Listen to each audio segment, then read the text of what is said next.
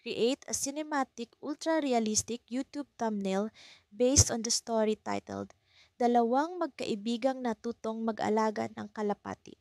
Left 50% of the frame. Main character. Magkaibigang kabataan, facing camera, intense expression fitting an animal tale. Responsibility. Moral story theme. E and G. Fear, crying, rage. Optionally include one supporting character with distinct emotion. A. G. Shocked child, evil smirk, crying partner. Write 50% of the frame. Solid dark background. A. G. Black charcoal, deep blue as text panel. Overlay large bold yellow story title. Dalawang magkaibigang natutong mag-alaga ng kalapati. Arranged in 3 to 5 lines occupying full height for mobile readability. Lighting, dramatic cinematic light, soft shadows, real fabric and skin textures, natural hair details. Depth, shallow, with blurred background behind character to enhance realism. Bottom left corner, red circular badge with white bold text, full story. Style, hyper-realistic photography. Absolutely no anime, cartoon, illustration, or stylized art.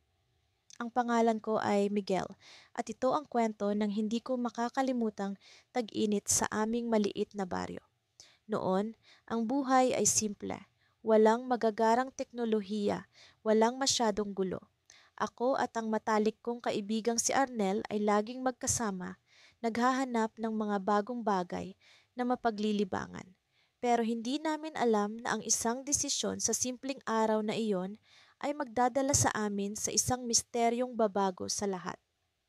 Pare, tignan mo ito, tawag ni Arnel habang tinuturo ang isang maliit na kahon sa likod ng lumang bakod sa tabing kalsada.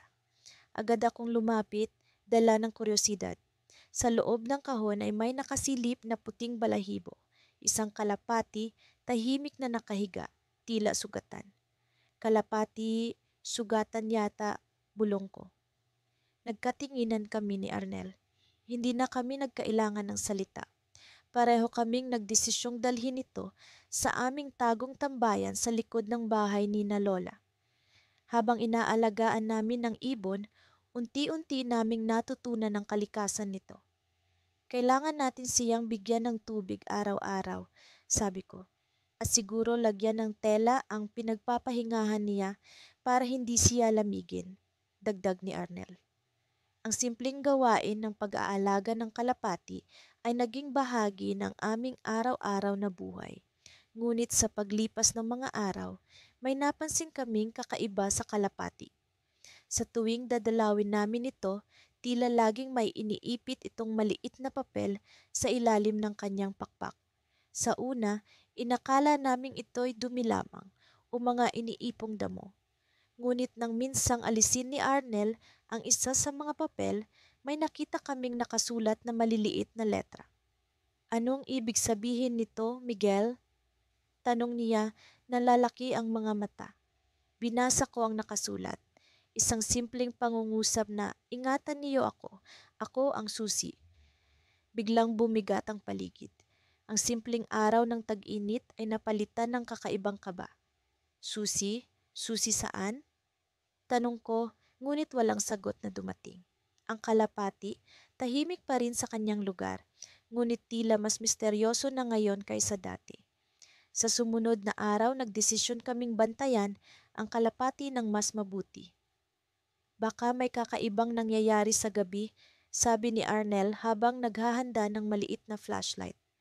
Sa dilim ng gabi, nagtago kami sa likod ng tambayan. Sinisilip ang kalapati mula sa malayo.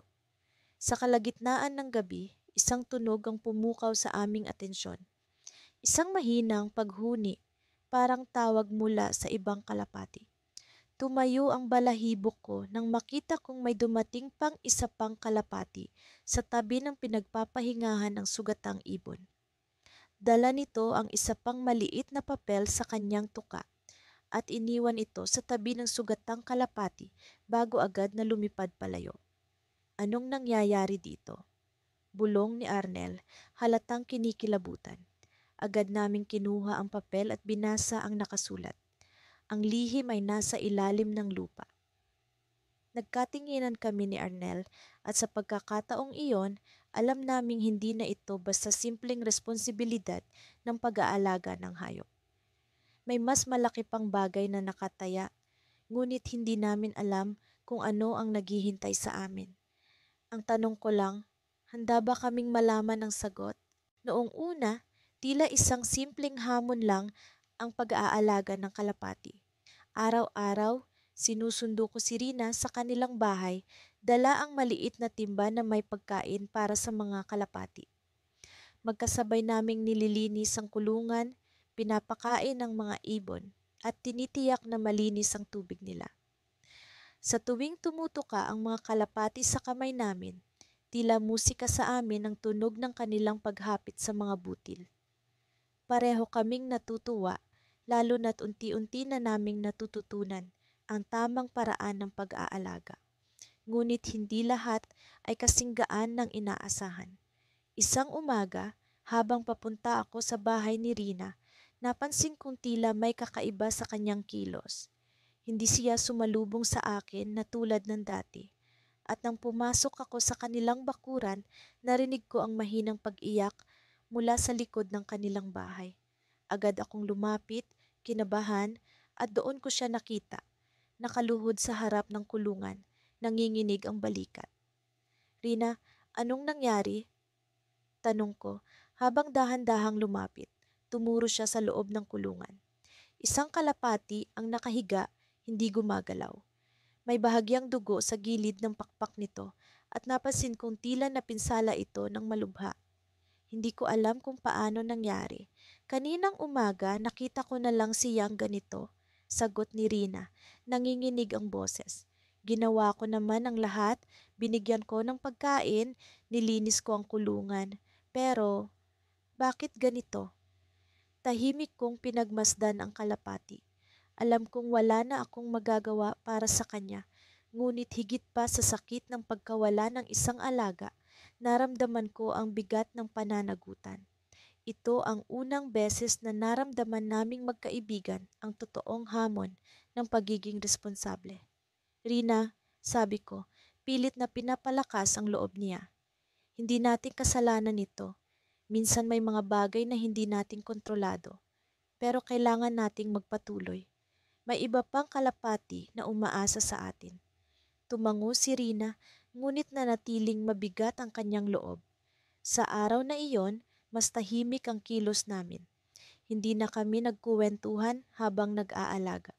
Pareho naming naramdaman ang lungkot, ngunit sinikap naming magpatuloy para sa iba pang kalapati. Kinabukasan, nagdala ako ng aklat tungkol sa tamang pag-aalaga ng mga kalapati. Pinag-aralan namin ang mga sakit na maaaring dumapo sa mga ibon, pati na rin ang mga palatandaan ng pagkapinsala. Sa mga susunod na araw, naging mas maingat kami. Sinisiguradong malinis ang pagkain nila at binabantayan ang kilos ng bawat isa. Unti-unti, bumalik ang sigla ni Rina at muling nanumbalik ang kasiyahan namin sa pag-aalaga.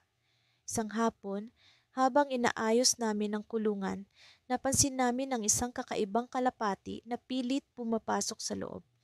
Kulay puti ang balahibo nito at tila mas malaki ito kaysa sa ibang kalapati. Lumapit ito sa kulungan, tumuka sa lupa at biglang tumingin sa amin. Para bang may nais itong sabihin. Hindi ko pa siya nakikita dati. Saan kaya siya nanggaling? Tanong ni Rina habang tinitignan ng ibon ng malapitan. Ano kaya kung alagaan natin siya? Suhestiyon ko. Mukhang wala naman siyang kasama. Nagkatinginan kami at sabay na tumango. Dahan-dahan naming hinuli ang kalapati gamit ang isang lambat at inilagay sa isang hiwalay na kulungan upang masiguradong ligtas ito. Pinakain namin siya, binigyan ng malinis na tubig at inobserbahan ang kanyang kilos.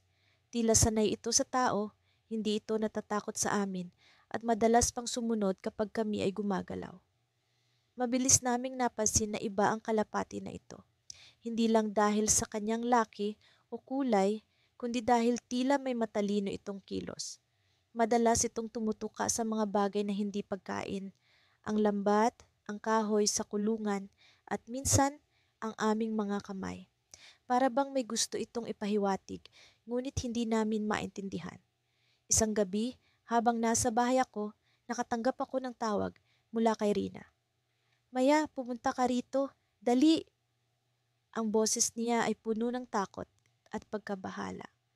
Agad akong tumakbo patungo sa kanilang bahay, hawak ang flashlight at ang unang aklat na ginamit namin. Pagdating ko, sinalubong ako ni Rina sa likod ng bahay. "Maya, hindi ko alam kung anong nangyayari, pero nawawala ang puting kalapati." Nanlaki ang mga mata ko. "Ano? Paano nangyari iyon?" "Tingnan mo ito," sagot niya at itinuro ang kulungan. Sa loob, walang laman ang espasyo ng puting kalapati, ngunit may bakas ng lupa sa sahig at tila may natanggal na bahagi sa lambat. Saan kaya siya pumunta at paano niya nagawa ito? Tahimik kami pareho, ngunit bago pa kami makapagsimulang maghanap, may narinig kaming mahina, ngunit kakaibang tunog mula sa likod ng bakuran. Isang tila alingawngaw ng pag-aspas ng pakpak. Lumapit kami, hawak ang flashlight, at doon namin nakita ang puting kalapati. Nakatayo sa ibabaw ng isang lumang kahon na tila matagal nang nakabaon sa lupa. "Maya, ano yan?" tanong ni Rina habang dahan-dahang nilalapitan ang kahon. Bago pa kami makagalaw, biglang tumuka ang kalapati sa kahon at unti-unti itong nagbukas. Sa loob, may isang piraso ng papel na tila matanda na. Kulay dilaw na ang gilid at may nakasulat dito na hindi namin maunawaan. "Rina, parang hindi ito ordinaryong kalapati," sabi ko, habang unti-unting bumibilis ang tibok ng puso ko. At doon nagsimula ang kakaibang pakiramdam, para bang may lihim na itinatago ang kalapati na iyon. Mula nang matutunan namin ni Carlo ang tamang pag-aalaga sa aming mga kalapati, hindi maikakaila ang lumalim na koneksyon namin sa kanila. Sa tuwing bumabalik kami sa bahay mula sa eskwela, palaging may halong pananabik ang aming mga hakbang, tila ba ang pagod sa maghapon ay napapawi sa bawat pitik ng kanilang mga pakpak. Ang bawat araw ay naging oportunidad upang matuto hindi lamang tungkol sa mga kalapati, kundi pati na rin sa aming mga sarili. Isang hapon, habang naglalaro kami sa bakuran, napansin ni Carlo na tila may kakaiba sa isa sa mga kalapati. Ito'y si Luna, ang pinakamahiyain sa lahat. Sa halip na maglaro kasama ng iba, nananatili siyang nakahiwalay, tahimik na nakapikit. "Parang may sakit si Luna," sabi ni Carlo, puno ng pag-aalala. Agad kaming lumapit, kinakapa ang kanyang mga pakpak, sinisilip ang kanyang mga mata at hinahanap ang anumang senyales ng karamdaman. Mula sa mga natutunan namin sa mga libro at sa karanasan, napagtanto namin na kailangan namin ng tulong. Hindi sapat ang aming kaalaman para masiguro ang kaligtasan ni Luna. Kaya't nagdesisyon kaming dalhin siya sa veterinaryo. Sa unang pagkakataon, naramdaman ko ang bigat ng responsibilidad na hindi ko pa naranasan dati. Ang buhay ni Luna ay nasa aming mga kamay at kami lang ang may kakayahang tumulong sa kanya. Habang nasa biyahe, tahimik lang si Carlo. Ramdam ko ang kaba sa kanyang mga mata na tila ba nag-aalala sa maaaring mangyari. Hindi ko rin maiwasan ang mag-isip ng kung ano-anong senaryo. Paano kung hindi na bumuti si Luna? Paano kung hindi namin siya maibalik sa kanyang dating sigla? Ngunit sa kabila ng lahat ng pag-aalala, alam kong kailangan naming maging matatag. Pagdating sa veterinaryo, agad kaming tinulungan ni Dr. Reyes, isang mabait na doktor na sanay sa pag-aalaga ng mga ibon. Matapos ang masusing pagsusuri, napag-alaman naming may impeksyon sa baga si Luna. "Mabuti na lang at nadala niyo siya agad," sabi ni Dr. Reyes. "Maaari pa natin siyang gamutin, pero kailangan niyo siyang bantayan ng mabuti sa mga susunod na araw." Lumabas kami ng klinika, dala ang mga gamot at ang paalala ni Dr. Reyes. Ngayon, higit pa sa dati, naramdaman namin ang bigat ng responsibilidad. Kailangan naming maglaan ng oras para sa pagbabantay kay Luna, pagtiyak na maayos ang kanyang kalagayan. Sa tuwing bibigyan namin siya ng gamot, may halong pag-asa at panalangin na sana'y bumuti na ang kanyang kalagayan. Habang tumatakbo ang mga araw, unti-unting bumabalik ang sigla ni Luna. Nakikita namin kung paano siya muling nakikisalamuha sa kanyang mga kapwa kalapati at bawat pagkilos niya ay nagdadala ng kasiyahan sa aming mga puso. Tinuruan kami ni Luna ng isang mahalagang leksyon. Ang tunay na pag-aalaga ay nangangailangan ng higit pa sa kaalaman. Ito'y nangangailangan ng puso at dedikasyon. Isang gabi, habang nagpapahinga kami ni Carlo sa bakuran, nagsimula kaming mag-usap tungkol sa aming mga pangarap. Alam mo, gusto kong maging veterinaryo balang araw, sabi ni Carlo, puno ng inspirasyon. Gusto kong tumulong sa mga hayop, gaya ng pagtulong natin kay Luna. Napangiti ako sa kanyang sinabi. Alam kong ang karanasan namin ay nagbigay ng direksyon sa kanyang mga pangarap at sa isang paraan, nadama kong bahagi rin ako ng layuning iyon. Ngunit sa gitna ng aming pag-uusap, may narinig kaming kakaibang tunog mula sa loob ng kulungan ng mga kalapati. Agad kaming tumayo, nagmamadaling sinilip ang loob. Ang aming mga mata ay napuno ng gulat nang makita namin ang isang hindi kilalang kalapati sa loob. Paano siya nakapasok at bakit tila ba may sugat siya sa pakpak?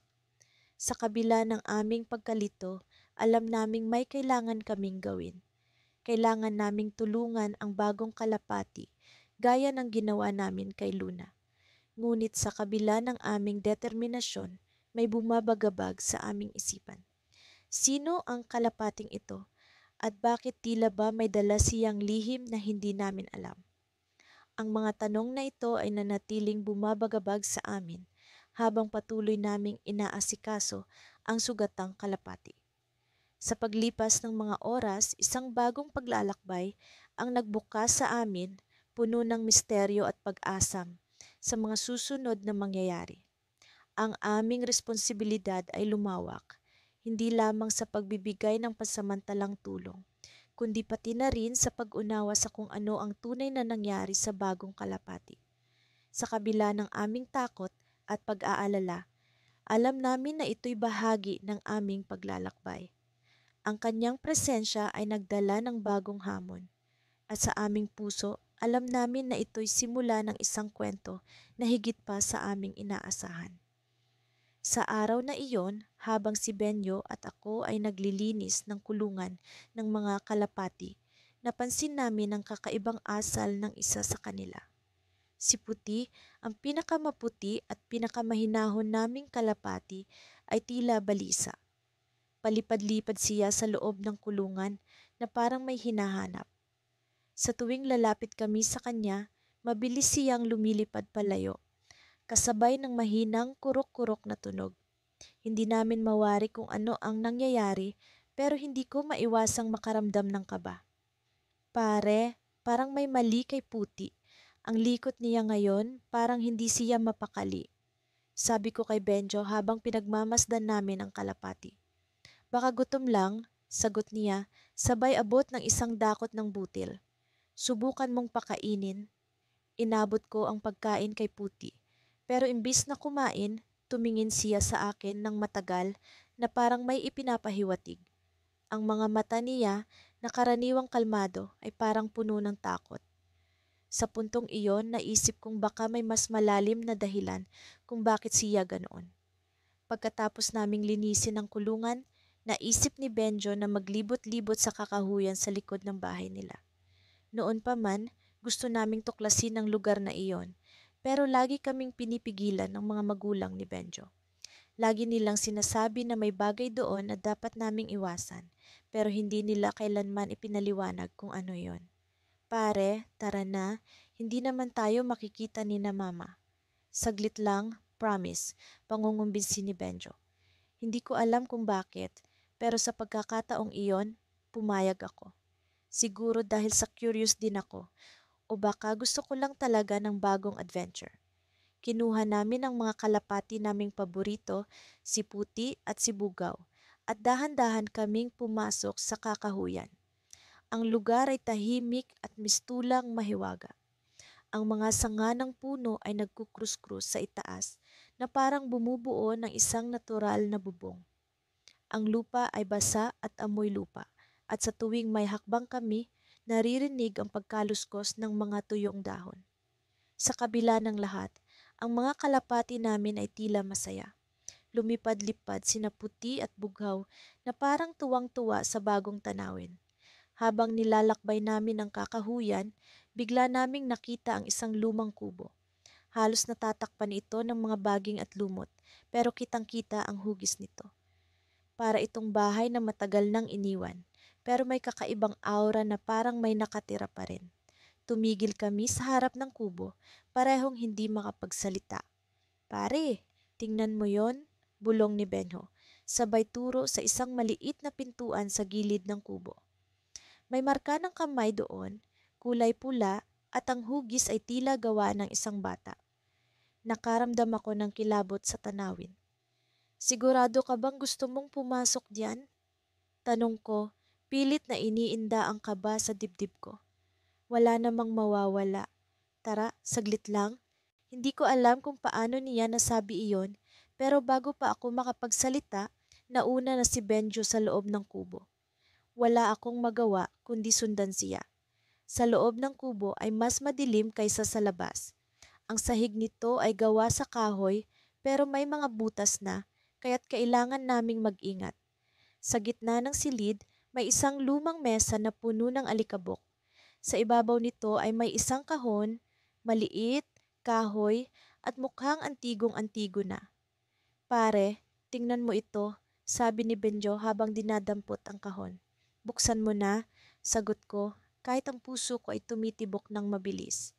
Hindi ko alam kung ano ang aasahan, pero parang may bahagi sa akin na hindi mapigilan ang pagka-curious. Binuksan ni Benjo ang kahon at pareho kaming napanganga. Sa loob nito ay may isang sulat, nakatiklop ng maayos, at isang piraso ng puting balahibo ng kalapati. Ang sulat ay may nakasulat sa lumang Tagalog na halos hindi namin maintindihan. Pero ang isang linya sa sulat ay malinaw. Ang sinumang makakita sa kubo ay tagapagmana ng lihim ng kalapati. Pare, ano ang ibig sabihin nito? Tanong ni Benho, na halata ang pag-aalala sa mukha niya. Hindi ko alam ang sagot, pero bago pa kami makapag-isip, biglang narinig namin ang tunog ng mga pakpak. Paglingon namin, nasa loob ng kubo si Puti at si Bughaw, pero tila kakaiba ang kilos nila. Si Puti, na kanina pa balisa, ay tumigil sa gitna ng silid at tumingin sa amin. Sa isang iglap, ang kubo ay tila lumiwanag at ang dalawang kalapati ay naglabas ng tunog na hindi pangkaraniwan, hindi karaniwang huni, kundi parang pag-uusap. Pare, naririnig mo ba iyon? Parang tao ang boses nila. Bulong ni Benyo, na halatang takot na takot. Hindi ko alam kung paano nangyari, pero parang may sinasabi ang mga kalapati. Hindi namin maintindihan ang tunog, pero ang pakiramdam ko ay gusto nilang sabihin ang isang mahalagang bagay. At bago pa kami makapagdesisyon kung anong gagawin, biglang umikot ang hangin sa loob ng kubo. Ang mga bintana nito ay bumukas ng kusa at ang pintuan ay biglang sumara. Ang sulat sa kahon ay mula sa lumang Tagalog, pero sa pagkakataong iyon, parang nababasa ko na ang bawat salita. Napatingin ako kay Benho at nakita ko sa mga mata niya ang parehong tanong na nasa isip ko. Ano ang ibig sabihin ng lihim na ito? At bakit kami ang nakakita nito? Hindi pa man namin naiintindihan ang lahat, biglang narinig namin ang dagundong ng mga yabag sa labas ng kubo. May dumarating, sino o ano? Lumipas ang ilang linggo mula nang simulan namin ni Miguel ang pag-aalaga ng mga kalapati. Nagsimula kami sa dalawa, ngunit sa aming sipag at tiyaga, dumami ang mga ito. Hindi ko inasahan na ang simpleng pag-aalaga ay magiging bahagi ng aming araw-araw na buhay. Sa bawat umaga, una naming binibisita ang mga kalapati bago pumasok sa paaralan. Pagdating naman ng hapon, sabik kaming bumalik sa kanilang kulungan upang alagaan at pakainin sila. Isang araw, habang nasa paaralan kami, napansin kong tila hindi mapakali si Miguel. Madalas niyang tinitingnan ang kanyang relo at nagmamadali tuwing break time. Nang tanungin ko siya, sinabi niyang may nadiskubre siyang kakaiba sa isang kalapati noong umaga. Hindi na namin nagawang pag-usapan ito ng masinsinan dahil sa dami ng gawain sa paaralan, ngunit ramdam ko ang kanyang pagkabahala. Pagdating ng hapon, agad kaming tumakbo sa kulungan ng mga kalapati. Dito ko nakita ang sinasabi ni Miguel. Isang kalapati ang tila may kakaibang kinang sa kanyang mga mata at ang kanyang mga balahibo ay parang kumikislap sa liwanag ng araw. Hindi ito pangkaraniwan sa mga kalapati. Lumapit si Miguel at sinubukang hawakan ang kalapati, ngunit bigla itong lumipad at nagpakawala ng kakaibang huni na hindi pa namin naririnig. Parang may gusto siyang sabihin, ani Miguel habang sinusundan ng tingin ng kalapati. Hindi namin alam kung ano ang ibig sabihin ng kakaibang kilos ng kalapati, ngunit napagpasyahan naming bantayan ito ng mas maigi. Sa mga sumunod na araw, patuloy ang kakaibang kilos ng kalapati. Madalas itong mag-isa at parang may hinahanap. Isang gabi, naisipan kong bumalik sa kulungan para tingnan ang kalapati. Sa aking pagdating, nagulat ako dahil nakita kong umiilaw ang kulungan. Hindi isang ordinaryong ilaw, kundi tila kumikislap na liwanag na nagmumula sa kalapati. Miguel, Miguel, halika! Sigaw ko, humihinga ng malalim dahil sa pagkagulat. Dumating si Miguel at pareho kaming napatulala sa nakikita namin.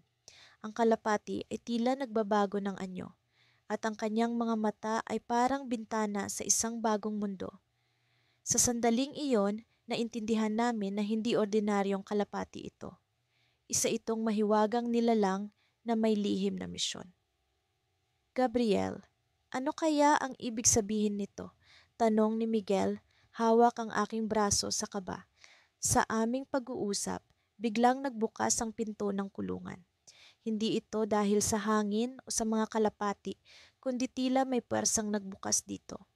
Nagulat kami at napaatras, ngunit hindi namin maipaliwanag kung bakit hindi kami makatakbo palayo. Sa halip, tila may puwersang nagtutulak sa amin papunta sa loob ng kulungan. Isang malamig na hangin ang dumaloy sa paligid at narinig namin ang boses ng kalapati. Hindi ito ordinaryong huni, kundi parang bulong sa hangin. Tagapangalaga, ang sabi nito, kayo ang aking napili. Nagtinginan kami ni Miguel at kahit walang nagsalita, pareho kaming nakaramdam ng responsibilidad na hindi namin inasahan. Ang kalapati, na ngayoy tila lumulutang, ay nagpatuloy sa kanyang mensahe. May lihim na dapat kayong tuklasin, ngunit sa tamang panahon lamang. Para sa ngayon, alagaan ninyo ako at ang aking mga kasama. Sa paglipas ng panahon, kayo ay magiging bahagi ng mas malaking kwento. Hindi namin alam kung paano magre-react sa mga sinabi ng kalapati. Sa loob ng ilang minuto, nanatili kami sa kulungan, tahimik at puno ng katanungan. Ano ang ibig sabihin ng lahat ng ito? Anong lihim ang dapat naming tuklasin? At bakit kami ang napili? Sa aming pag-uwi, hindi namin maiwasang pag-usapan ang nangyari. Miguel, anong kaya ang dapat nating gawin? Tanong ko, puno ng pag-aalala at pagkamangha. Sa tingin ko, Gabriel, kailangan nating magpatuloy sa pag-aalaga. Baka sa paglipas ng panahon ay malaman natin ang kasagutan. Habang kami naglalakad pa uwi, ramdam ko ang bigat ng responsibilidad na dala namin. Ngunit sa kabila nito, may bahagi ng aking sarili na nasasabik sa kung ano ang susunod na mangyayari. Ang aming simpleng buhay ay tila nabalot ng misteryo. At sa kabila ng kaba, hindi ko maikakaila ang aking kagustuhang tuklasin ang lihim na ito. Sa mga sumunod na araw, patuloy naming inalagaan ang mga kalapati.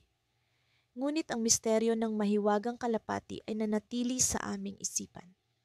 Sa bawat pagpatak ng oras, isang tanong ang patuloy na bumabalot sa amin. Ano ang susunod na hakbang para sa aming dalawa? At sa likod ng lahat ng ito, hindi namin alam na ang lihim na aming sinusubukang tuklasin ay mas malaki pa sa aming inaakala, na sa huli ay magdadala sa amin sa isang paglalakbay na puno ng mga pagsubok at pagtuklas. Sa kabila ng lahat ng nangyari, hindi ko maiwasang mapangiti tuwing naaalala ko ang araw na nagsimula ang lahat. Ako si Emilio at kasama ko ang matalik kong kaibigan na si Carlo. Pareho kaming 12 taong gulang, ngunit tila mas matanda kami sa aming edad dahil sa mga responsibilidad na aming natutunan mula sa pag-aalaga ng mga kalapati. May kakaibang saya at hamon ang pagiging tagapag-alaga ng mga nilalang na dati tila walang halaga sa amin. Isang umaga, habang inaayos namin ang maliit na kulungan ng mga kalapati sa likod bahay ni Carlo, napansin namin na hindi maayos ang lagay ng isa sa aming mga alaga. Si Mina, isa sa mga kalapati na may maputing balahibo, ay tila hindi makagalaw ng maayos. May halong kaba at pag-aalala ang pumuno sa aming dibdib, lalo na't si Mina ang pinakaunang kalapating inalagaan namin. Emilio, tingnan mo ito, sabi ni Carlo habang maingat niyang hinawakan si Mina. Para bang may hindi tama? Gumapang sa akin ang malamig na hangin ng pagkabahala. Oo nga, Carlo. Kailangan nating malaman kung anong dahilan nito. Tugon ko habang sinisikap kong alamin ang kalagayan ng kalapati. Napagdesisyonan naming dalhin si Mina sa bahay ni na Carlo kung saan may maliit na silid na ginagamit panggamot sa mga alaga. Habang naglilinis kami ng lugar, napansin ko ang isang lumang libro sa tabi ng istante. Ano to, Carlo? Tanong ko habang inaabot ang libro. Yan ba? Matagal na yan dito? Hindi ko nga alam kung bakit nandyan. Sagot ni Carlo habang tinitingnan ang kalapati. Binuksan ko ang libro at nakita ang mga pahina na naglalaman ng mga impormasyon tungkol sa pag-aalaga ng iba't ibang uri ng ibon. Nagpatuloy ang aming interes sa pagbasa hanggang sa makita namin ang isang kapitulo na tungkol sa mga sakit ng kalapati. Carlo, tingnan mo ito, baka makatulong. Sabi ko habang itinuturo ang bahagi kung saan nakadetalye ang posibleng sintomas ng sakit ni Mina. Habang binabasa namin ang nakasulat sa libro, unti-unti naming natutunan ang mga bagay na kailangan naming gawin. Nagmamadali kaming kumuha ng mga materyales at gamot na kailangang gamitin at sinimula ng paggamot kay Mina. Sa bawat hakbang, nararamdaman namin ang lalim ng aming responsibilidad sa mga alaga. Ngunit habang abala kami sa pag-aalaga kay Mina, may narinig kaming tunog mula sa itaas ng bahay ni na Carlo. Isang tunog na tila ba may naglalakad sa palapag na hindi namin alam na may tao. Nagkatinginan kami ni Carlo, parehong nagtataka kung sino ang naroon. Narinig mo yon, Emilio? Tanong ni Carlo, tila may bahid ng pag-aalala sa kanyang boses. Oo, Carlo, parang may tao sa itaas. Tugon ko habang sinisikap kong alamin kung saan nanggagaling ang tunog. Dahan-dahan kaming umakyat sa hagdan, ang bawat hakbang ay tila isang misteryo na naghihintay ng kasagutan. Ang mga palapag ng bahay ni na Carlo ay luma at may mga bahagi na tila hindi na nagagamit. Ang dilim ay nagbigay ng kakaibang damdamin sa amin, ngunit ang kuryosidad ay nag-udyok sa amin na patuloy na maglakad. Pagdating namin sa itaas, nakita namin ang isang maliit na silid na may kandado. Ang tunog ay tila nagmumula sa loob nito. Hindi namin alam kung ano ang naroon, ngunit ang kutob namin ay may mahalagang bagay na itinatago sa loob. Carlo, anong gagawin natin? Tanong ko habang iniisip kung dapat ba naming buksan ang silid. Siguro kailangan natin malaman kung ano ang naroon, sagot ni Carlo, na tila ba may lakas ng loob na nagmumula sa kanyang kalooban.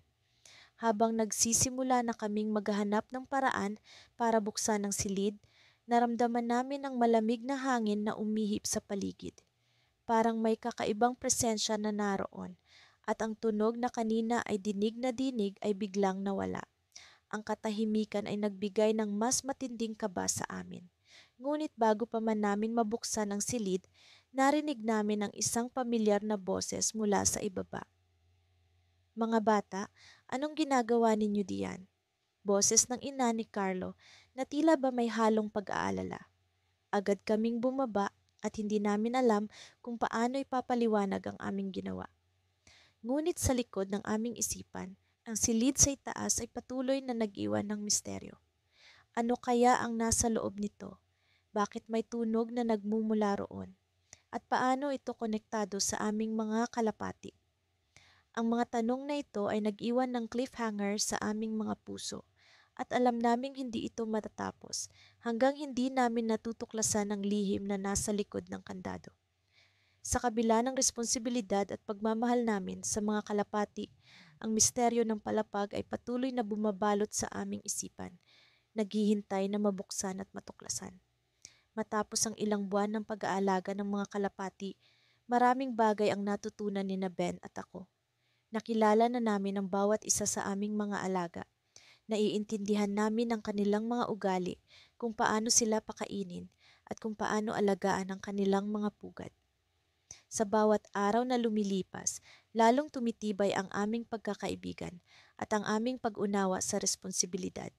Isang umaga, habang binubuksan ko ang pintuan ng aming munting kulungan, napansin ko agad na may kakaiba. Dalawa sa aming mga kalapati, sina Luna at Blanco, ang hindi ko makita. Karaniwan ay sumasalubong na sila agad sa amin, lumilipad mula sa kanilang pugad upang salubungin ang aming presensya. Ngunit ngayon, tila nawawala sila. Pagdating ni Ben, agad kong ibinahagi ang aking napansin. "Ben, nawawala sina Luna at Blanco." Sabi ko, may halong kaba at pag-aalala sa aking tinig. "Sigurado ka ba? Baka nagtatago lang sila," sagot niya. Bagamat kitang-kita rin ang pag-aalala sa kanyang mga mata. Naghanap kami sa buong paligid, sinilip ang bawat sulok ng kulungan, pati na rin ang mga kalapit na puno at bakod. Habang patagal ng patagal ang aming paghahanap, lalo akong kinabahan. Ang mga kalapati ay hindi lamang mga alaga para sa amin. Sila ay naging bahagi ng aming pamilya. "Siguro, nakalabas sila habang naglilinis tayo kahapon. Baka naglayas," sabi ni Ben. Sinusubukan niyang maging kalmado, ngunit halata ang alalahanin sa kanyang boses. Hindi ko maiwasang sisihin ang sarili ko. Baka may nagawa akong mali. Baka hindi ako naging maingat sa pagsara ng kulungan. Sa isip ko, paulit-ulit kong iniisip ang mga huling pagkakataon na kasama namin sina Luna at Blanco. Ano kaya ang kanilang naramdaman bago sila nawala? Habang naglalakad kami pauwi, tahimik kaming dalawa ni Ben. Ang daan pauwi ay tila mas mahaba kaysa dati. Ang mga puno sa gilid ng daan ay parang naglalakihan, tila mga higanteng nagmamasid sa amin habang pasan ang bigat ng aming problema. Nang makarating kami sa bahay, umupo kami sa harap ng aming paboritong puno. Dito namin madalas pinag-uusapan ang aming mga plano para sa mga kalapati, kung paano pa namin sila mapapabuti. Ngayon, ang mga pag-uusap na iyon ay napalitan ng tahimik na pagninilay-nilay. "Sana bumalik sila," bulong ni Ben habang nakatingin sa mga ulap na unti-unting nagkukulay kahel sa papalubog na araw. "Sana nga," sagot ko, umaasang dinidinig ng kalangitan ang aming mga dalangin. Habang lumilipas ang mga araw, hindi pa rin namin natatagpuan sina Luna at Blanco. Ngunit hindi kami nawala ng pag-asa. Araw-araw kaming bumabalik sa kulungan, umaasang sa aming pagdating ay masisilayan namin muli ang kanilang mga pakpak na sumasalubong sa umaga. Isang hapon, habang naglilinis si Ben sa paligid ng kulungan, bigla niyang napansin ang isang kakaibang bagay na nakasilip mula sa lupa. Hinukay niya iyon at natagpuan ang isang maliit na piraso ng papel. May nakasulat na mga salitang, "Alam ko kung nasaan sila." Agad niyang ipinakita ito sa akin. "Ano kaya ito at sino ang nagsulat nito?" Tanong ni Ben, puno ng pagtataka. Hindi ako makapaniwala. "Paano ito nangyari?" Sino ang may alam tungkol sa pagkawala ni Luna at Blanco? At ano ang kanilang pakay? Sa kabila ng mga tanong na bumabagabag sa amin, naramdaman ko rin ang isang kakaibang pag-asa. Baka may pagkakataon pa kaming maibalik sila. Ngunit kasabay nito, may kaba sa aking dibdib. Ang mensaheng iyon ay tila isang pahiwatig ng isang mas malalim at mas komplikadong kuwento. Hindi natin ito dapat ipagsawalang bahala. Baka ito ang sagot sa ating mga problema, sabi ko kay Ben. Tumango siya at sa kanyang mga mata, nakita ko ang determinasyon na hindi namin hayaang mawala ang aming mga minamahal na kalapati. Alam naming hindi ito magiging madali, ngunit handa kaming harapin ang anumang pagsubok para sa kanila. Habang papalapit na ang gabi, bumalik kami sa aming mga tahanan, dala-dala ang piraso ng papel na iyon. Ang mga ilaw ng poste ay nagsimulang magningning at sa kabila ng kadiliman, naramdaman ko ang liwanag ng pag-asa. Ngunit sa kabila ng lahat, hindi ko pa rin maalis sa isip ko ang isang tanong. Ano kaya ang ibig sabihin ng mensaheng ito? At paano ito makakaapekto sa aming pakikipagsapalaran para maibalik sina Luna at Blanco? Ang susunod na araw ay puno ng hindi inaasahang mga pangyayari at sa aming paghahanap ng sagot, unti-unti naming natutuklasan na ang kuwento ng aming mga kalapati ay hindi lamang simpleng pag-aalaga. Ito ay isang paglalakbay na puno ng responsibilidad, pagmamahal at mga lihim na hindi namin inaasahan.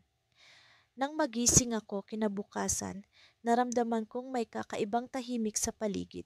Para bang ang mundo ay nakahinga ng maluwag matapos ang isang mahabang gabi ng pag-aalala. Sa aking tabi, si Miguel ay mahimbing pa ring natutulog.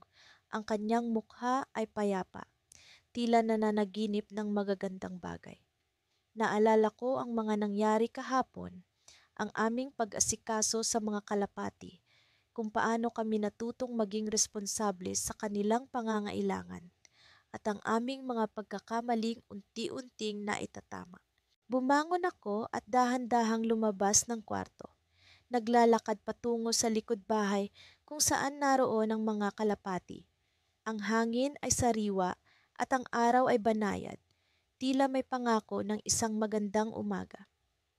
Nang buksan ko ang kulungan, dali-daling lumipad ang ilang kalapati, nagsimulang umikot-ikot sa himpapawid. Tuwing ganito, pakiramdam ko ay may maliit na piyesta sa aking puso, isang selebrasyon ng kalayaan at kasiyahan. Habang nagmamasid, napansin kong may isang kalapati na hindi sumama sa iba.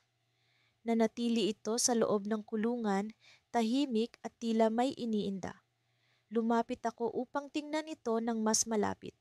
Ito yung kalapati na may kakaibang marka sa pakpak, isang bagay na palagi kong pinagtatakan. Sa aming pag-aalaga, napansin namin ni Miguel na iba ito sa lahat, mas matapang, ngunit minsan ay nagiging misteryoso. Ngayon, tila may sinasabi ito sa akin, isang lihim na nais ihayag. Habang iniinspeksyon ko ito, napansin kong may maliit na papel na nakatali sa isa nitong binti. Ang puso ko ay biglang bumilis, puno ng kuryosidad. Sino ang naglagay nito? Ano ang ibig sabihin nito? Dahan-dahan kong kinuha ang papel at binuksan. Sa loob, may nakasulat na pangalan at numero ng telepono. Bumalik sa alaala ko ang mga kwento ni Lolo tungkol sa mga kalapati noong panahon ng digmaan, kung paano nila ginagamit ang mga ito bilang mensahero. Ngunit sino ang magpapadala ng mensahe sa akin o kay Miguel? At bakit sa pamamagitan ng kalapati? Agad akong bumalik sa loob ng bahay, ang papel ay mahigpit kong hawak. Nagising si Miguel sa aking pagpasok, ang kanyang mga mata ay nagtatanong. Ano ang problema? Tanong niya, ramdam ang tensyon na dala ko. Ipinakita ko sa kanya ang papel. Miguel, tingnan mo ito. May mensahe itong kalapati. Nagpalitan kami ng tingin, kapwa naguguluhan, ngunit alam naming may kailangang gawin. Walang alinlangan, tinawagan namin ang numero sa papel. Ang bawat ring ng telepono ay tila isang pintig ng puso. Sa wakas may sumagot, Isang boses na pamilyar ngunit hindi ko agad matukoy. Ito ba ang mga batang nag-aalaga ng mga kalapati? Tanong ng boses. Oo, kami nga. Ngunit sino siya? Ano ang layunin niya? Huwag kayong mag-alala. Nais ko lang malaman kung kumusta ang kalapati. Matagal ko na siyang inaalagaan bago siya mawala. Ang kanyang tono ay magiliw, ngunit may halong lungkot. Bakit sa amin mo siya ipinadala? Tanong ni Miguel. Ang kanyang boses ay puno ng kuryosidad. Nakita ko kayong dalawa noong isang araw sa parke. Alam kong kayo ang tamang tao para mag-alaga sa kanya. Ngunit may isang bagay na kailangan ninyong malaman. Sabi niya, tila may pag-aalinlangan bago magpatuloy. Ang kalapating iyan ay may kakayahang bumalik sa lugar kung saan siya una niyang natagpuan. Ang sinabi ng boses ay nagbigay ng bagong misteryo. Paano kung ang kalapati ay hindi lamang simpleng alaga? Paano kung ito ay may misyon na kailangan naming malaman? Nais ko sanang makita kayong muli upang maipaliwanag ang lahat. Ngunit sa ngayon, alagaan ninyo siya. Malaki ang kanyang papel sa isang bagay na mahalaga, dagdag pa ng boses. Nagpatuloy ang pag-uusap sa ilang minuto pa, ngunit sa loob-loob namin, alam namin ni Miguel na ito ay simula ng isang bago at hindi inaasahang kabanata. Nang matapos ang tawag, nagpalitan kami ng tingin, parehong nagtataka at puno ng pag-asa. Sa aming pag-aalaga ng kalapati, hindi namin nakalain na ito ay magdadala ng isang lihim na pangako. Sa kanyang kakaibang marka at kakaibang papel, nagsimula ang isang panibagong pakikipagsapalaran. Ngunit ano nga ba ang papel ng kalapati sa hinaharap? At paano namin haharapin ang responsibilidad na dala nito? Habang nagmumuni-muni, narinig namin ang isang tunog mula sa labas. Tumayo kami, lumabas at nakita ang kalapati na lumilipad. Ang kanyang pakpak ay kumikislap sa ilalim ng sikat ng araw. Tila may direksyon itong tinatahak, isang landas na kami rin ay kailangan sundan. Muli kaming nagkatinginan ni Miguel, alam na ang susunod na hakbang ay hindi lamang para sa kalapati, kundi para rin sa amin. Nakakabit sa kanya ang isang lihim na kailangan naming tuklasin. Ngunit paano namin ito sisimulan? Iyan ang tanong na wala pang kasagutan. Sa paglipas ng mga araw, unti-unti naming natutunan ni Miguel ang tamang pag-aalaga sa aming mga kalapati. Mula sa pag-aayos ng kanilang kulungan hanggang sa pag-alam kung paano sila pakainin ng maayos, naging abala kami sa bagong responsibilidad na ito. Hindi namin inaasahan na sa bawat paglipad ng mga kalapati ay may dala silang aral na hindi matutumbasan ng kahit anong libro. Isang umaga, habang tinatapos ko ang aking almusal, narinig ko ang pagkatok sa pintuan. Pagbukas ko, bumungad si Miguel na may dalang isang kahon. Mara, tingnan mo ito, may bago tayong bisita, masigla niyang sabi. Agad kong kinuha ang kahon at binuksan. Isang maliit na kalapati, kulay abo, ang nakatingin sa akin. Mukhang natatakot ito, ngunit may kakaibang ningning sa kanyang mga mata. Nakita ko siya sa tabi ng daan, mukhang iniwan siya ng kawan, dagdag ni Miguel. Nang gabing iyon, habang nag-uusap kami ni Miguel tungkol sa bagong kalapati na pinangalanan naming Luna, napansin namin na tila may kakaiba sa kanyang kilos. Madalas itong nag-iisa at hindi nakikisama sa ibang kalapati. Baka naman kailangan lang niya ng oras para makibagay, ani Miguel. Ngunit sa kabila ng kanyang mga salita, hindi ko maiwasang mag-alala. Sa kabila ng aming pagkabahala, napagpasyahan namin na bigyan ng oras si Luna. Sa mga sumunod na araw, sinikap namin na makilala siya ng mabuti.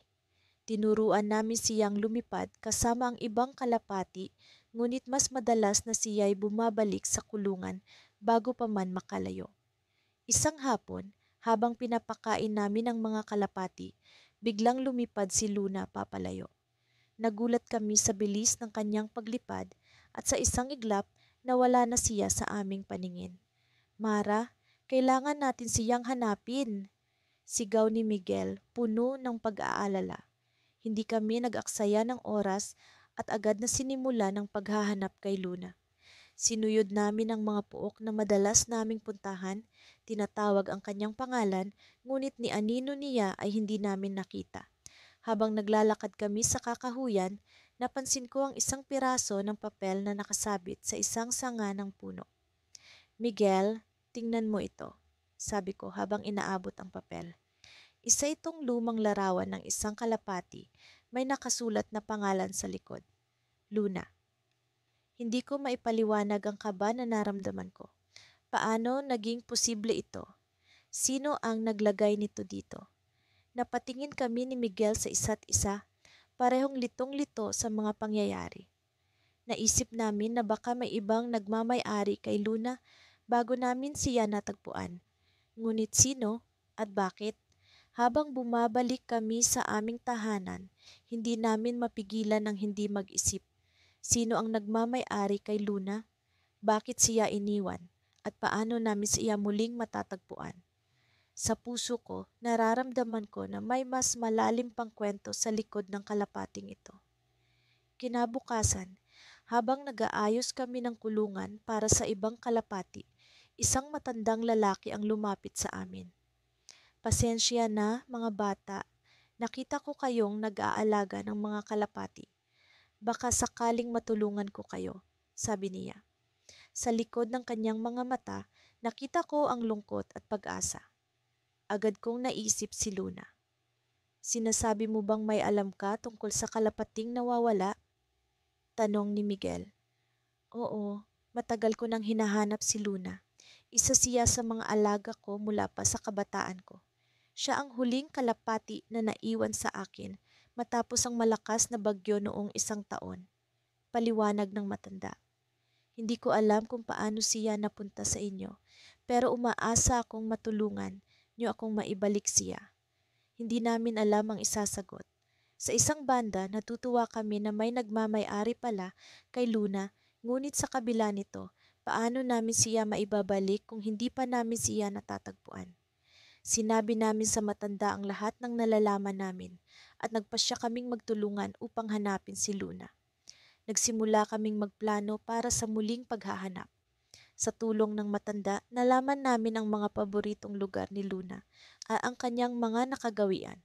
Habang nagpaplano, hindi ko maiwasang isipin ang mga susunod na hakbang. Paano kung hindi na namin siya mahanap? Ano ang gagawin namin? Sa gitna ng aming pag-uusap, bigla naming narinig ang huni ng isang kalapati. Hindi kami makapaniwala sa nakita namin. Si Luna naglalakad palapit sa amin kasama ang isang kawan ng mga kalapati. Ngunit hindi lamang siya ang bumungad sa amin. Sa kanyang likod, isang tao ang papalapit. Ang kanyang anyo ay pamilyar. Siya ang batang lalaking nakita namin minsan sa parke. Madalas naglalaro ng mga kalapati. Sa kanyang mga kamay may dalang larawan ni Luna. Hinahanap niyo rin siya? Tanong ng lalaki, puno ng pagtataka at pag-asa sa kanyang tinig.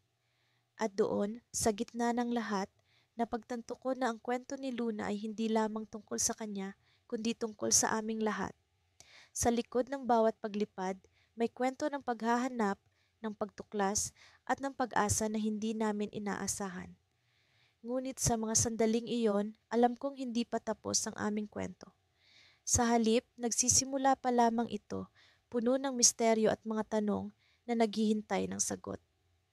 Sa aming pag-aalaga ng mga kalapati, natuto kami ni Carlo ng maraming bagay tungkol sa responsibilidad at pagmamahal sa mga hayop.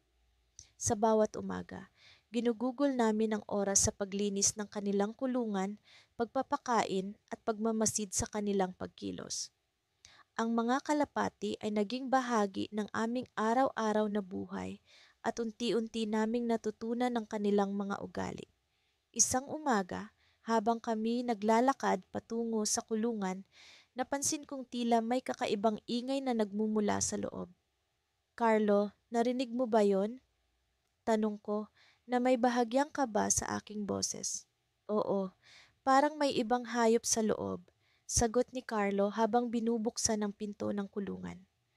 Nagulat kami nang makita ang isang bagong kalapati na wala sa aming talaan. Ito ay may kakaibang kulay na tila isang halo ng pula at asul na hindi pa namin nakikita sa mga kalapati namin. Saan kaya nanggaling ito? Tanong ni Carlo habang maingat niyang sinusuri ang bagong dating. Wala kaming ideya kung paano ito nakapasok sa kulungan, ngunit sa halip na mag-alala, naisip namin na ito'y isang magandang pagkakataon upang alagaan ang isang bagong miyembro. Pinangalanan namin itong Lihim dahil sa misteryo ng kanyang pagdating. Habang lumilipas ang araw, napansin namin na si Lihim ay may kakaibang pag-uugali. Madalas siyang lumilipad ng mas mataas kaysa sa iba at tila may hinahanap. Sa tuwing kami nasa paligid, panay ang tingin niya sa amin na para bang may nais ipahiwatig. Isang gabi, naisipan naming bantayan si Lihim. Sa aming paglapit, bigla niyang nilipad ang kanyang paboritong pwesto sa itaas ng kulungan at doon siya naghintay. Tara Carlo, tingnan natin kung ano ang ginagawa niya. Pag-anyaya ko. Habang papalapit kami, biglang bumaba si Lihim at may iniluwa mula sa kanyang tuka, isang maliit na papel. Nagulat kami sa aming nakita. Ano kaya ito? Tanong ni Carlo habang maingat niyang binubuksan ang papel. Ang nakasulat ay isang mensahe. Ang kalapati ay simbolo ng kapayapaan, ngunit minsan ito rin ay tagapagdala ng mensahe ng pagbabago. May isang lihim na dapat ninyong matuklasan. Nagkatinginan kami ni Carlo, puno ng pagtataka. Ano ang ibig sabihin ng mensahe? Sino ang nagpadala nito? At bakit sa pamamagitan ni lihim? Ang mga tanong na ito'y nagpatuloy sa aming isipan, lalo na't wala kaming ideya kung paano namin ito masasagot. Dahil sa mensaheng iyon, napagpasyahan namin ni Carlo na palaging bantayan si lihim. Bawat araw sinisikap naming malaman kung paano siya nagkakaroon ng mga papel na mensahe.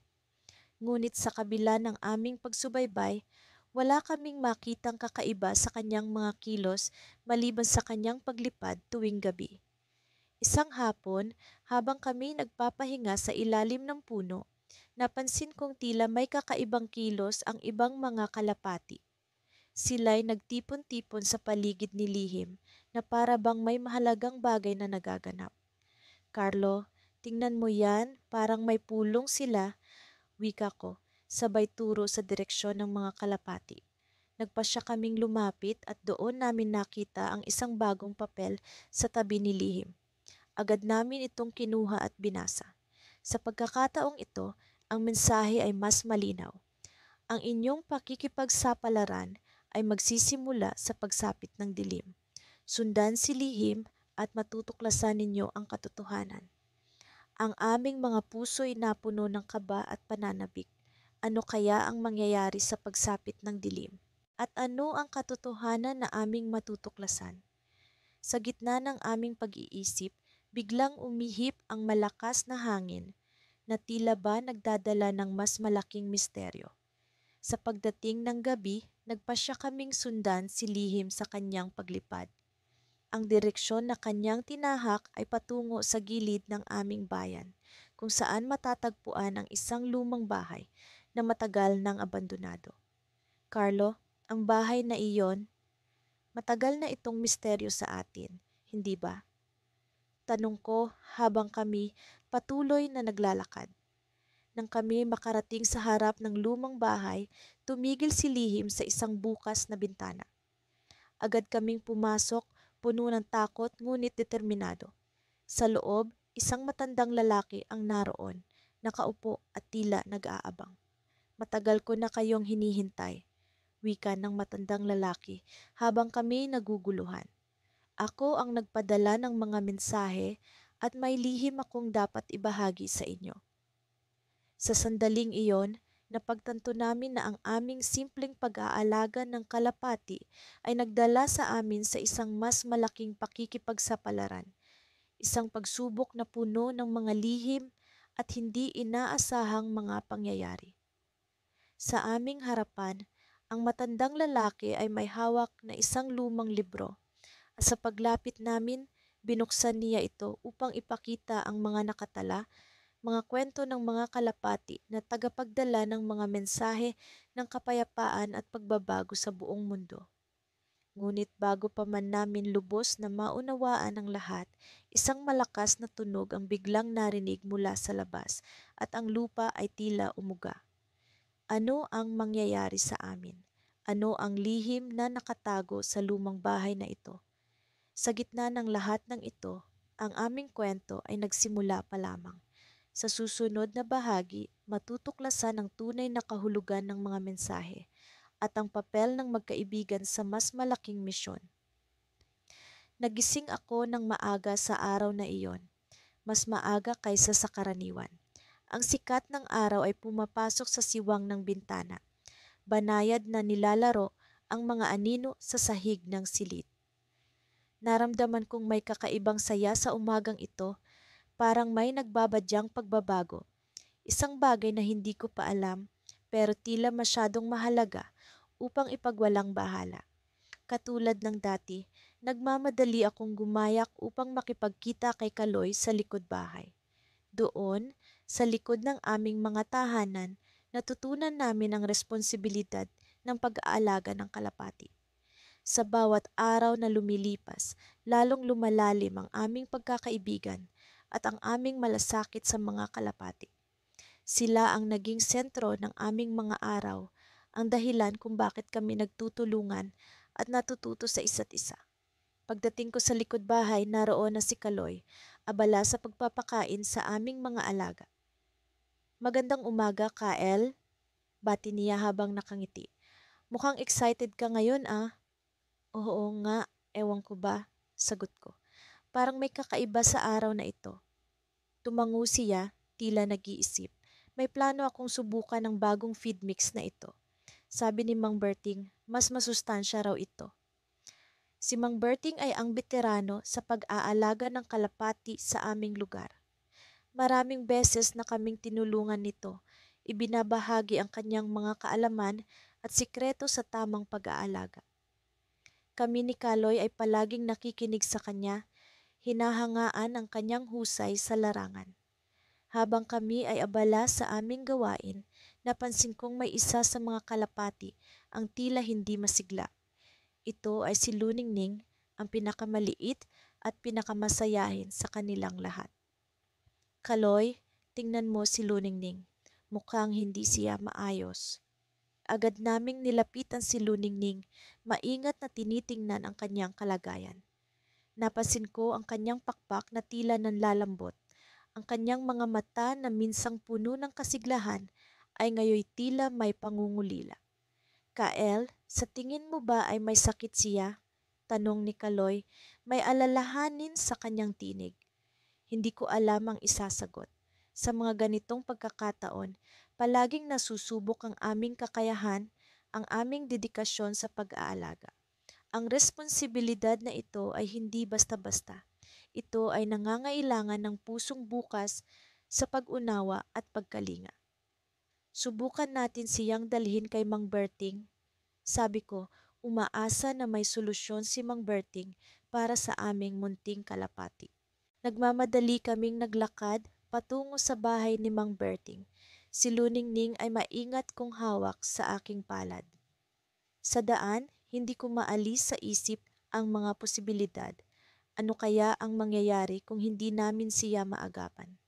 Ang kalapati ay hindi lamang mga alaga. Sila ay naging bahagi na ng aming buhay, ng aming pagkakaibigan. Pagdating sa bahay ni Mang Berting, agad kaming sinalubong nito sa pintuan. Ano ang maitutulong ko sa inyo mga bata? Tanong niya, palaging may nangiti sa kanyang mukha. Si Luningning po, Mang Berting, sagot ni Kaloy. Mukhang may sakit siya. Inilatag namin si Luningning sa mesa. Maingat na sinuri ni Mang Berting ang kalapati. Tila alam niya kaagad ang dapat gawin. Mukhang may konting problema sa kanyang digestion. Konting pahinga at ang tamang gamot ay makakatulong. Habang inaasikaso ni Mang Berting si Luningning, naisip ko kung gaano kahalaga ang aming mga natutunan mula sa kanya. Ang responsibilidad na ito ay hindi lamang tungkol sa pag-aalaga. Ito ay tungkol sa pag-unawa, sa pag-aalay ng sarili sa iba, hindi lamang sa mga hayop, kundi pati na rin sa kapwa. Samantalang nagkukwentuhan kami ni Kaloy habang naghihintay, napansin kong may kakaibang kinang sa kanyang mga mata. Alam mo, Kael, iniisip ko kung paano kaya kung magkaroon tayo ng mas maraming kalapati. Baka mas matuto pa tayo. Nagulat ako sa kanyang sinasabi. Kaloy, mas marami pa ba? Mukhang mahirap iyon. Ngunit bago pa man kami makapagpatuloy sa pag-uusap, biglang narinig namin ang isang malakas na tunog mula sa labas. Parang isang bagay na bumagsak, malakas at nakakatakot. Nagkatinginan kami ni Kaloy, parehong nagtataka. Ano kaya iyon? Agad kaming lumabas upang tingnan, dala ang kaba at pag-aalala. Hindi ko alam kung ano ang susunod na mangyayari, pero alam kong ito ay magiging mahalaga. Sa paglabas namin, nakita namin ang isang malaking kahon sa gitna ng bakuran ni Mang Berting. Bukas ito at ang laman nito ay mga kalapati. Maraming kalapati, higit pa sa inaasahan namin. Ngunit ang tanong ay, paano sila napunta roon? Dito nagtatapos ang bahagi na ito. Ang tanong ay, ano ang misteryo sa likod ng kahon na ito? Sa aming paglalakbay bilang magkaibigang natutong mag-alaga ng kalapati, hindi maipagkakaila ang mga natutunan namin tungkol sa responsibilidad at pagmamahal. Sa bawat araw na lumilipas, palalim ng palalim ang koneksyon namin sa aming mga alagang kalapati. Ngunit sa likod ng mga pakpak na kanilang ibinubuka, may mga lihim palang nagkukubli na hindi namin inaasahan. Ako si Carla at ang aking matalik na kaibigan na si Marco ay nag-umpisa lamang sa simpleng hangarin na makapag-alaga ng mga kalapati sa aming munting bakuran. Noong una, akala namin ay madali lamang ang lahat. Papakainin, lilinisin ang kanilang kulungan at pagmamasdan silang lumipad sa kalangitan. Ngunit unti-unti naming natuklasan na ang bawat kalapati ay may kanya-kanyang personalidad, may kanya-kanyang pangangailangan at kwento. Isang umaga, habang nag-aayos kami sa kulungan ng mga kalapati, napansin namin ang kakaibang kilos ng isa sa kanila. Siya si Luna, isang kalapati na may puting balahibo na tila kumikinang sa sikat ng araw. Madalas siyang mapag-isa at hindi namin alam kung bakit. Palagi naming sinusubukan na mapalapit sa kanya, pero tila may balakid na hindi namin mawari. Marco, napansin mo ba si Luna? Parang lagi siyang malungkot, sabi ko habang nakatingin sa kalapati na nakaupo sa sulok ng kulungan. Oo, Carla, napansin ko nga rin, baka may problema siya na hindi natin alam, sagot ni Marco habang hinahaplos ang isa pang kalapati. Pilit naming inalam kung ano ang bumabagabag kay Luna. Pinagmasdan namin siya sa bawat pagkakataon at ginugol ang mga oras na maaaring makapukaw ng kanyang interes. Hanggang sa isang araw, may kakaibang nangyari. Habang abala kami sa paglilinis, bigla na lamang umikot-ikot si Luna sa kulungan, tila may gustong ipahiwatig. Agad kaming tumigil sa aming ginagawa at pinagmasdan siya. Nang umikot siya sa ikatlong beses, bigla siyang huminto at tumingin sa amin. Sa kanyang mga mata, may kakaibang lungkot na hindi namin maipaliwanag. Maya-maya pa, lumipad siya palabas ng kulungan at sa aming pagkagulat hindi siya bumalik. Sinundan namin siya ng tingin at doon namin nakita kung saan siya nagtungo, sa lumang puno sa likod ng bahay. Napakabilis ng tibok ng aming mga puso habang hinahanap namin ang lugar kung saan siya lumapag. Sa ilalim ng lilim ng puno, natagpuan namin ang isang maliit na pugad na may mga basag na itlog. Muli, naramdaman namin ang lungkot ni Luna. Bigla naming naisip na marahil ito ang dahilan ng kanyang pag-iisa. Ang kanyang mga anak na noon pa man ay iniingatan niya ay hindi na niya makikita. hindi ko maiwasang makaramdam ng awa at habag para kay Luna. Isang ina na nawalan ng kanyang mga anak na sa bawat araw ay nakikita ang pugad na walang buhay. Sinubukan naming aliwin siya, dinala namin siya pabalik sa kulungan at nag-isip ng paraan upang maibsan ang kanyang kalungkutan. Sa mga sumunod na araw, ginawa namin ang lahat upang mapalapit sa kanya. Bumili kami ng mga laruan na maaaring makapagbigay saya sa kanya at ginugol ang oras sa kanyang tabi. Unti-unti naramdaman namin ang kanyang pagbabalik ng sigla. Muli siyang lumilipad sa kalangitan, ngunit alam namin na may bahagi pa rin sa kanya ang nawawala. Ang aming pag-aalaga kay Luna ay naging isang malalim na pag-unawa sa responsibilidad na dala ng pagiging tagapag-alaga ng mga kalapati. Minsan, hindi sapat ang pagkain at tirahan. Kailangan din nila ng pag-unawa at pagmamahal. Isang gabi, habang nakaupo kami ni Marco sa ilalim ng mga bituin, napag-usapan namin ang aming mga plano para sa mga kalapati. Marco, paano kaya natin mas matutulungan si Luna? Tanong ko. Siguro, kailangan niyang makita na may pag-asa pa. Baka kailangan natin ng bagong simula para sa kanya, sagot ni Marco. Napagpasyahan namin na palawakin ang aming kulungan at mag-alaga ng mga bagong kalapati. Sa pagbabago, umaasa kami na makikita ni Luna ang bagong pag-asa. Ngunit sa aming pag-aayos ng kulungan, may isang bagay na hindi namin inaasahan. Sa isang sulok, natagpuan namin ang isang lihim na pintuan na tila matagal nang nakatago. Ang pintuan ay may mga ukit na hindi namin maipaliwanag at sa likod nito may tunog na pumapailan lang. Tunog ng mga pakpak na kumakampay. Habang nakatayo kami ni Marco sa harap ng pintuan, naramdaman namin ang excitement at kaba. Ano ang nasa likod ng pintuang ito? May kinalaman ba ito kay Luna at sa kanyang mga nawalang anak? Marco, bukas natin. Baka ito ang sagot, sabi ko habang hawak ang seradura. Habang dahan-dahan kong iniikot ang seradura, ang pintuan ay nagbukas at sa likod nito ay isang mundo na hindi namin inaasahan. Ang mga kalapati, hindi lamang iisa, kundi daan-daan ay lumipad palabas, bumabalot sa amin ng kanilang mga pakpak. Natulala kami, hindi makapaniwala sa aming natuklasan. Ang mga kalapati sa kanilang dami at kagandahan ay lumilipad sa paligid, tila may mensaheng nais iparating. Ano ang ibig sabihin nito at paano ito makakaapekto sa amin at kay Luna? Ang sagot ay nasa aming harapan, ngunit ang kabuluhan nito ay kailangan pa naming tuklasin.